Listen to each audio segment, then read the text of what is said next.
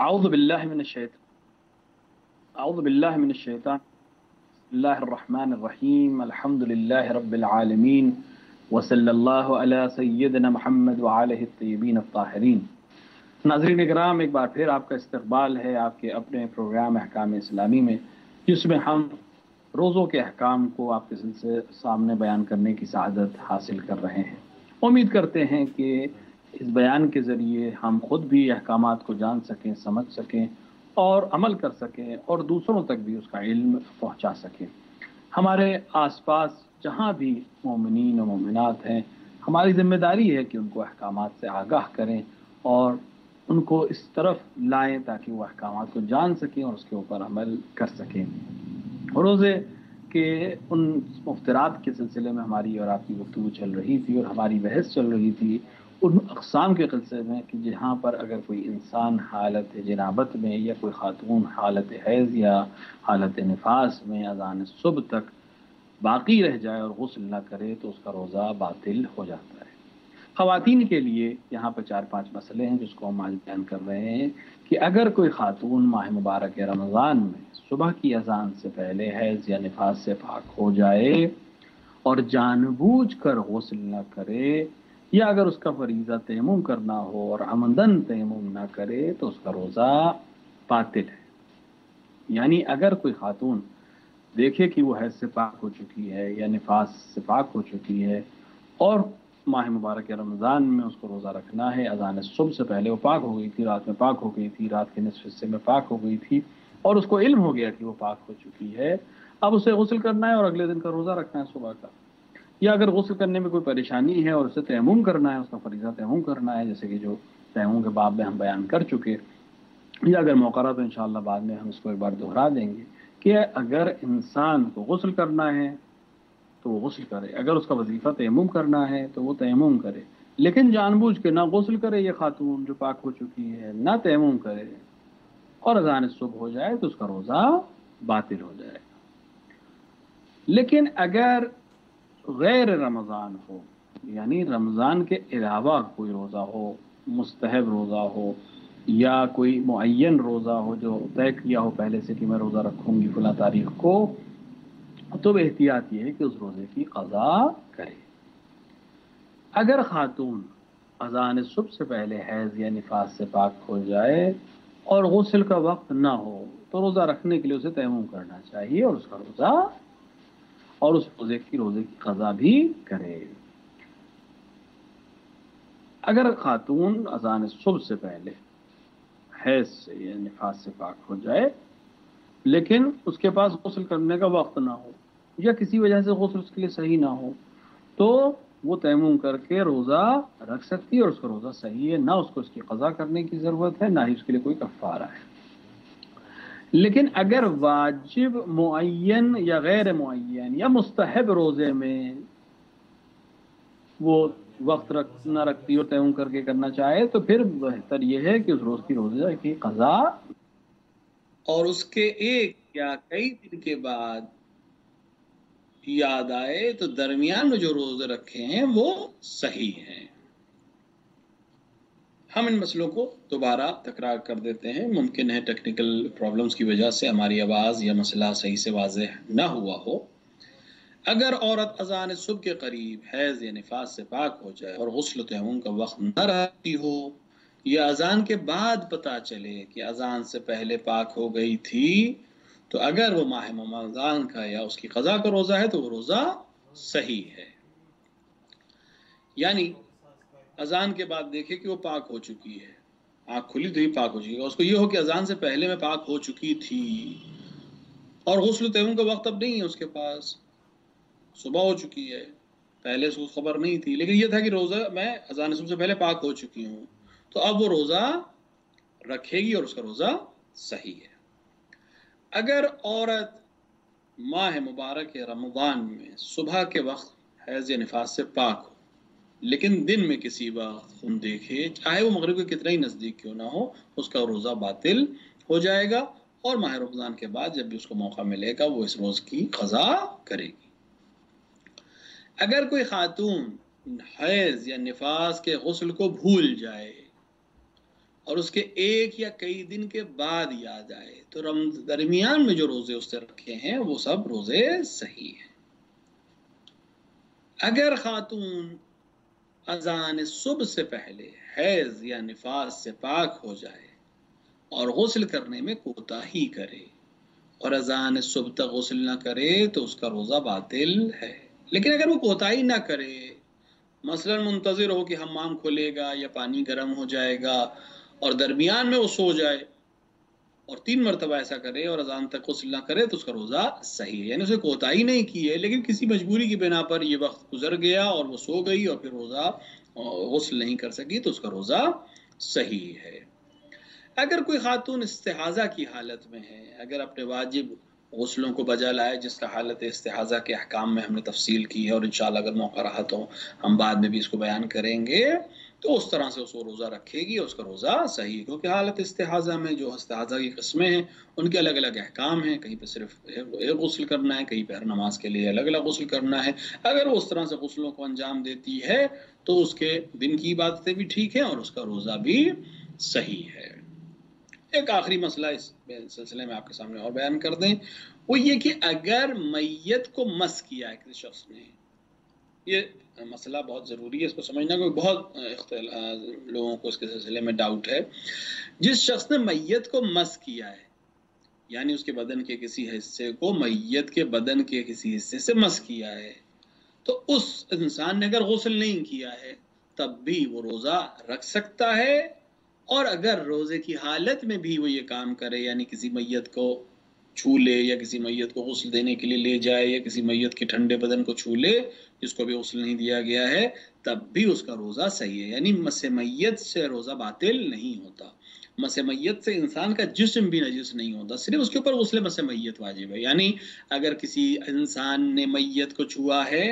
اور اب یہی انسان کسی دوسرے انسان کو چھوتا ہے تو اس کے اوپر غسل مس میت واجب نہیں ہے، یا اس کا ہاتھ نجس نہیں ہوا۔ اس انسان نے جس نے میت کو چھوا اس کے اوپر غسل مس میت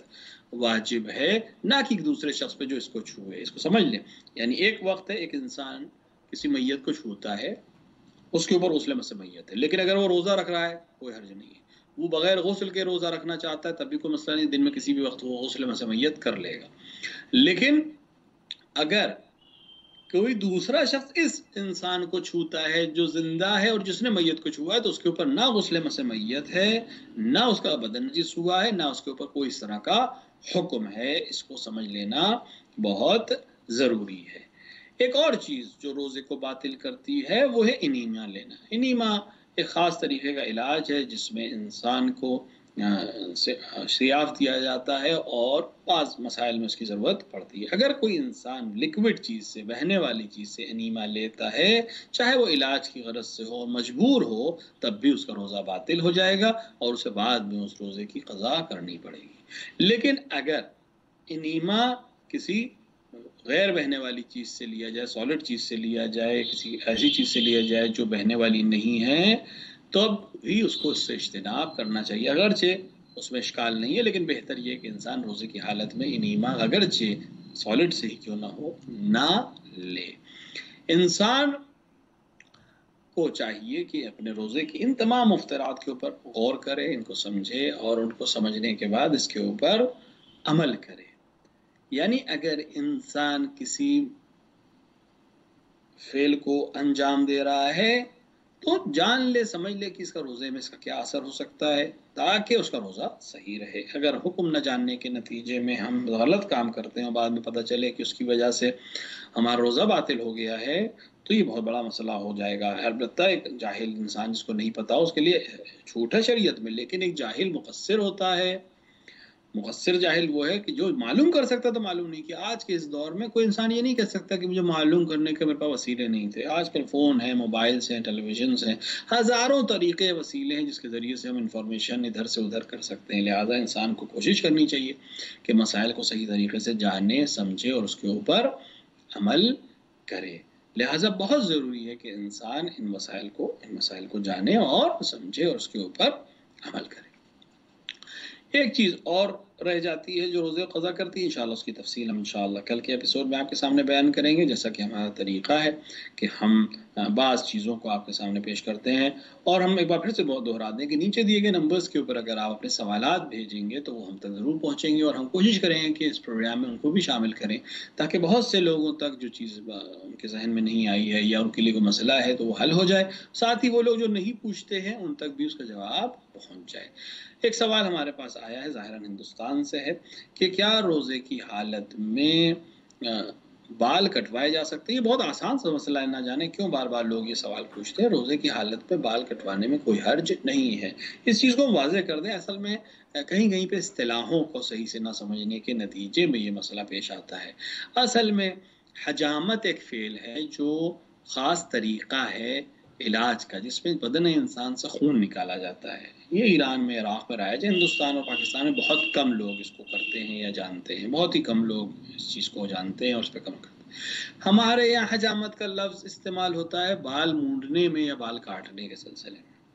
لہٰذا رسالہ توضیح المسائل میں جب حجامت ہم روزے کی حالت میں کہتے ہیں کہ حجامت کرنا مکروہ ہے یا حجامت کرنا صحیح نہیں ہے، تو بہت سے لوگ اس کو سمجھتے ہیں کہ ہم بال کے سلسلے میں گفتگو کریں. نہیں، حجامت ایک الگ فعل ہے، بال کاٹنا ایک الگ فعل ہے. حجامت کا بال کاٹنے سے کوئی تعلق ہی نہیں ہے. حجامت فارسی اور عربی میں ایک علاج کا نام ہے جس کے لیے بہت سی حدیثیں وارد ہوئی ہیں کہ انسان کو کرنا چاہیے اور کرنا چاہیے، اور تاکید کی ہے رسول اکرم صلی اللہ علیہ وآلہ وسلم نے کہ انسان کے جسم کے لیے بہت مفید چیز ہے، اور جہاں ہوتا ہو بہت اچھا ہے کہ اگر انسان وہاں جا سکے اور اس عمل کو انجام دے سکے. اس کا تعلق بدن انسان سے خون نکالنے کے خاص طریقے سے ہے. حجامت کا لفظ چونکہ اردو زبان میں بال کاٹنے یا بال مونڈنے کے لیے بھی استعمال ہوتا ہے، لہٰذا جب ہم توضیح المسائل میں روزے کے احکام میں دیکھتے ہیں کہ انسان کے لیے حجامت کرانا مکروہ ہے تو اس کے ذہن میں آتا ہے کہ بال کاٹنا مکروہ ہے. نہیں، بال کاٹنے کا کوئی تعلق روزے سے نہیں ہے. رہی بات داڑھی کی، تو داڑھی منڈوانا چاہے روزے کی حالت میں ہو چاہے غیر روزے کی حالت میں ہو حرام ہے. لیکن اگر کوئی انسان داڑھی منڈواتا ہے ماہ مبارک رمضان میں تو اس نے حرام ضرور کیا ہے، لیکن اس کا روزہ باطل نہیں ہوگا. یعنی یہ ان حرام میں سے ہے کہ جس کا حرمت باقی رہے گی، اس کو گناہ ضرور پڑے گا لیکن روزہ باطل نہیں کرتی ہے. بہت سے کام ایسے ہوتے ہیں جو خود بخود میں حرام ہوتے ہیں لیکن دوسرے کام کو نقصان، عبادت کو نقصان نہیں کرتے. ان میں سے ایک چیز یہ ہے، اگر آپ نے داڑھی منڈوائی تو حرام کیا، کیونکہ شریعت محمدی میں داڑھی مونڈنا یا مونڈے جیسی شکل بنانا حرام ہے، لیکن ماہ مبارک کے روزے کو وہ نہیں توڑتا. روزے کو یہی 9 چیزیں توڑتی ہیں جو آپ کے سامنے ہم نے بیان کی. ان میں سے 8 تقریباً آپ کے سامنے بیان ہو چکی ہیں. ایک موضوع بچتا ہے، اس کو بھی انشاءاللہ ہم اگلے ایپیسوڈ میں بیان کریں گے، اور پھر اس کی توضیحات ہم انشاءاللہ آپ کو اور باقی چیزوں کو اور دوسرے مسائل کو انشاءاللہ آپ کے سامنے بیان کرتے رہیں گے. انشاءاللہ ہمیں خداوند عالم توفیق عطا فرمائے کہ ہم احکامات کو صحیح طریقے سے سمجھ سکیں، اس پر عمل کر سکیں. ممکن ہے بیچ میں ٹیکنیکل پرابلمز آتی ہوں، لائف ٹیلی کاسٹ میں جو پریشانیاں ہوتی ہیں وہ اپنی جگہ پر ہیں. اس وقت جن مسائل سے ہم دو چار ہیں وہ بھی آپ کے سامنے ہیں، لیکن کوشش یہ ہے کہ مسائل آپ کے سامنے پوری طرح سے پہنچ جائیں. انشاءاللہ ٹیکنیکل پرابلمز اپنے آپ حل ہو جائیں گی، انشاءاللہ دھیرے دھیرے حل ہو جائیں گی. اور یہ ایک روزمرہ کی چیز ہے جو ٹیکنیک کے ساتھ آتی ہے، لیکن ہم انشاءاللہ کوشش کریں کہ اور بہتر ہو سکے یہ، اور ان پرابلمز کو ختم کر کے اور اس سے عبور کر کے ہم مسائل کو آپ کے سامنے پیش کر سکیں. ماہ مبارک کا پہلا ہفتہ تقریباً گزر چکا ہے، ہم دوسرے ہفتے میں داخل ہو چکے ہیں. خداوند عالم ہمیں توفیق عطا فرمائے کہ ہم بہتر سے بہتر طریقے سے عمل کو انجام دیں. روزوں کو صرف جسمانی روزہ قرار نہ دیں بلکہ روحانی روزہ قرار دیں. اپنی آنکھ کو، اپنے کان کو، اپنی زبان کو ہم تمام گناہوں سے جو روزے کو باطل نہیں بھی کرتے ہیں لیکن پھر بھی شریعت نے ان کو پسند نہیں کیا، ان سے ہم اپنے آپ کو روکنے کی عادت ڈالیں تاکہ ماہ رمضان مبارک کے بعد ایک بہترین انسان کی شکل میں ہم ظاہر ہو سکیں. خدا ہماری عبادتوں کو قبول فرمائے، تمام مومنین و مومنات کو سالم رکھے. دعاؤں میں یاد رکھیے گا. انشاءاللہ پھر ملاقات ہوگی. والسلام علیکم ورحمۃ اللہ وبرکاتہ.